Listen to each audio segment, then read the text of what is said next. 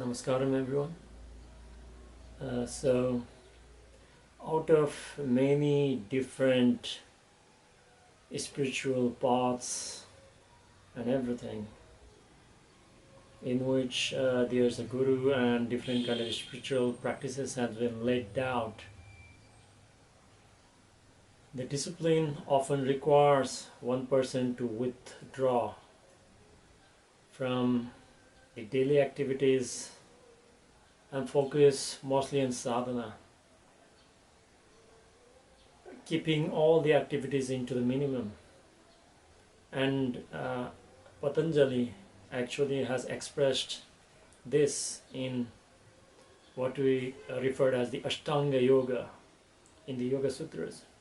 So if you are aware, there are 8 limbs of yoga, starting with yama, niyama, asanas, pranayama, pratyahara, dharana, dhyana and samadhi.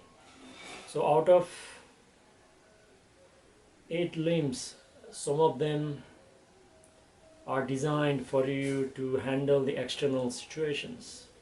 For example, yamas and niyamas, which are depending on different sects or different spiritual institutions, it has been handled differently, but these are fairly for people who are starting out, but these are the fundamentals which is going to be the guide overall. And then if you look, after that comes the pranayama and then the asana, because these are the things that focus on your energies and then your physical body for balance and energy. And once that has been taken care of, there will be like 4 more things. Then comes the pratyahara. Pratyahara is actually these 4 limbs, the 4 limbs of pratyahara, dharana, dhyana and samadhi. These are basically going beyond the body. So pratyahara is actually the middle between, that divides between the physical and the more subtle, or like going beyond. So today we'll be discussing about something known as pratyahara. So there are mostly 2 reasons why we do pratyahara. Before we go into it, we just need to understand what pratyahara actually means. Pratyahara actually comes from the word prati and ahara. So prati means against or like avoid or like a negation,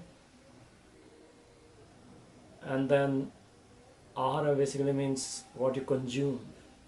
So we not only consume through our mouth but through our senses.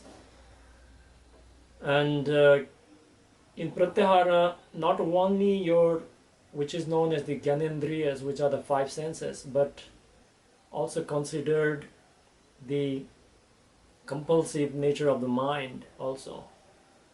And the another aspect is like if you know, there are actually 10 indriyas. 5 are the gyanendriyas, which actually takes the input into your body, and there are like 5 others which actually are on the action based on that one, which are known as the karmendriyas. For example, your hands, legs, your excretion, reproductory organs, and then the speech. So these are the things which actually let you to communicate the body with the external world.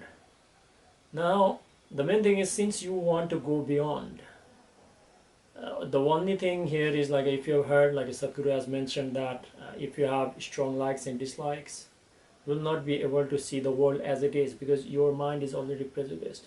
So the objective of the pratyahara is 2 reasons, like I said. The first one is basically to minimize the impact of the senses and your actions as well as your mind. And if you know that the inputs does not actually mean anything unless you upon that one. So the action can be done either mentally, by speech, or physical action. And this is what we refer as the different ways of performing the karmas. So when the senses takes the input, that is actually processed by the mind, and based on the past experiences or your desire and everything, the action is taken care of. So pratyahara actually is used so that you are going to reduce the influence of your mind on you. So this can be done by the simple way is closing your eyes and sitting still. Now by sitting still, now your hand, body and everything, now your karmendriyas are mostly controlled. If you are sitting in Ardha Siddhasana or Padmasana or any kind of posture, if you just sit down, most of the karmendriyas are taken care of. If you're gonna sit down, you need to do a lot of hatha yoga or a different kind of practices, which is going to ensure that you can sit still. I'll not go into that one. That is where your asanas comes into the play of the Ashtanga of Patanjali. So once your karmendriyas are taken care of, now when you close your eyes, now if you know that your eyes and your ears are the most dominant senses because they help you to survive better as a human being. So it is said that 80% of all the energies, for example, if your five senses takes 100% of the energy, 80% of the energy is being used by the eyes, because a lot of information is fed through the eyes. So when you close your eyes, now what actually happens is there are two benefits into this one. One thing is the energies that is consumed by processing all this information by the mind goes down very low. For example, here we can take care of four senses. The only sense that is going to left behind is the ears. If you go into the silent place or something that can be taken care initially. So the main objective is as long as there is the information fed to the mind goes in processing it, and based on that it is going to produce the result, which is going to force you to do certain activity. For example, if you know that you have to do something else very, very important, the mind will not let you sit in a meditation in a calm way. So because of that reason, the first step is to reduce the input to your body. For example, a taste can be taken away very easily, smell can also taken away very easily, you can control them very easily. The only thing that is going to matter is the touch senses, hot and cold, so you need to sit in a very comfortable place where you are not feeling too cold or very warm. Ears, like I said, you can plug in if you want to, but otherwise it doesn't have too much of impact as much as the eyes. So eyes, once is closed, you have now shut down all the inputs. So basically pratyahara also basically means withdrawing of your senses. For example, your senses are all going outwards. Now you are just pulling it back. So basically for the mind, all this information coming in are its food, sort of food. So that's why it's called ahara. So it consumes all this information. And apart from that one, to ensure that to limit your body from having compulsive thing. For example, if you want to sit in a pratyahara for an extended period of time or meditation or whatever you want to say, so that period of time you need to consume certain kind of food that are very much conducive for your practice, because if you take spicy food or heavy food or something, your body will not be able to let you sit still, because it has got certain tamasic tendencies, or very difficult to digest food. It will ask you to go to the toilet or something like that. So you have to eat sattvic kind of food, fruits and vegetables, which does not actually have create a lot of issues with the stomach. Fruits are very good. If you have heard, Sadhguru has mentioned that soaked groundnuts and everything are really good. The sprouted mung beans are also very good. I will not go too much into detail. This is not about that. This is more about the pratyahara. So once you have taken care of the external activities through your body, you sat down, karmendriyas has been taken care of. Now when you sit, close your eyes and sit here, now you have taken care of your, shut down all your gyanendriyas also. Now 10 senses has been taken care of. But now still, this is just the beginning, like the next step is going to be the compulsive nature of mind. Although you have cut off all the inputs to the mind is still goes on initially in a compulsive cycle of processing the old information continuously. And because of that reason, like once you have stayed in a pratyahara, slowly, like as it passes, like at the next phase, where I'll not discuss that much at the moment, like the next phase comes something known as the dharana, which is actually focusing on your breath or something, a mantra or whatever it is, but mostly like it is done without the mantra, so that you are not going to engage your five senses again. Only the awareness practice is being done. Some of the practices can be vipassana or anapanasati yoga, something like that. So here, what is going to happen is, like once you sit in a pratyahara for extended period of time, what actually happens is now the mind slowly becomes still, because no more information has been fed into it. But it actually takes a lot of time and energy, like if you have not prepared your system. And that is why, like for all these sadhana and practices, like people sit down so that the karmendriyas has been taken care of, and then you close your eyes so that like you can easily go to pratyahara instead.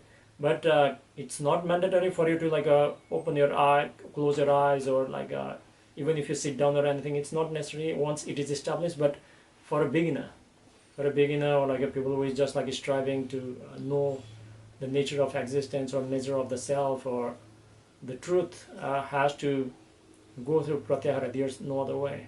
So whenever you are closing your eyes, your attention naturally goes inwards. This is one of the main reasons like why people do pratyahara. This is basically like if you are not a kriya yogi. Again, the another reason, like whether you are a kriya yogi or not, the another reason is basically once if you are doing pranayama and like a kriya yoga and everything, because kriya yoga also falls mostly under pranayama. So once you have generated enough energy ojas in your system or something, now this is where you want to make use of each and every ounce of the energy in your system. If you are just following the way of the whatever Sadhguru calls as the pragna, the way of the pragna of the awareness, just like Buddha and Buddhist meditation or something, if you just follow the path of the awareness, it's not necessary for you to look into the energy aspects of it, but it's very, very important also, because it actually sharpens your awareness and then make you aware of like the subtler dimensions of life.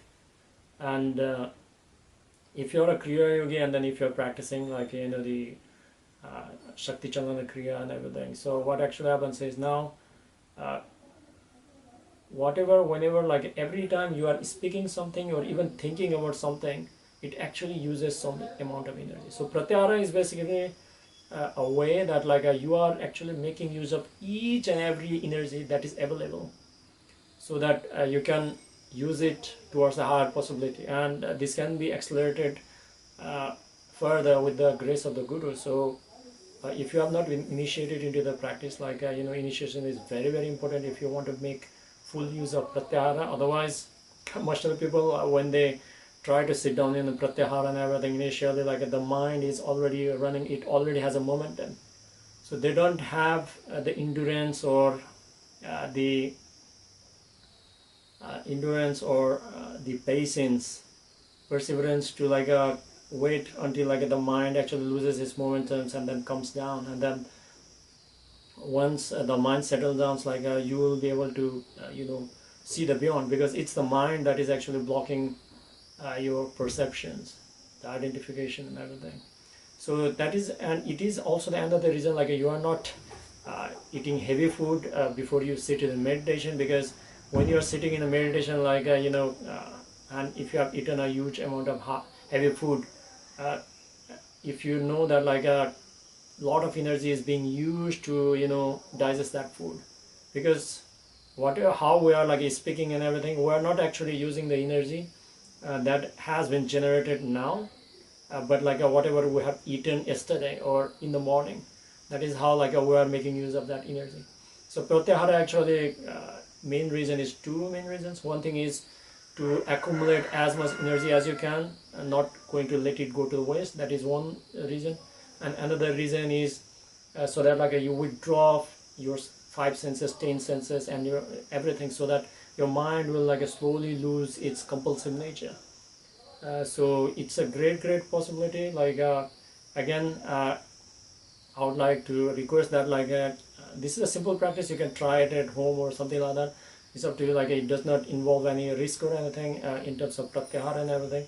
It is actually a preparatory for, you know, the deeper states of meditation. So if you want to learn more and if you want to explore more, like I request you to, you know, sign up to like a Isha practices and everything. You can start with inner engineering and then go throughout to the advanced program. So that like this is a very high possibility that has been opened by Sadhguru. It's a very rare opportunity. So it is actually available in our lifetime. So thank you very much.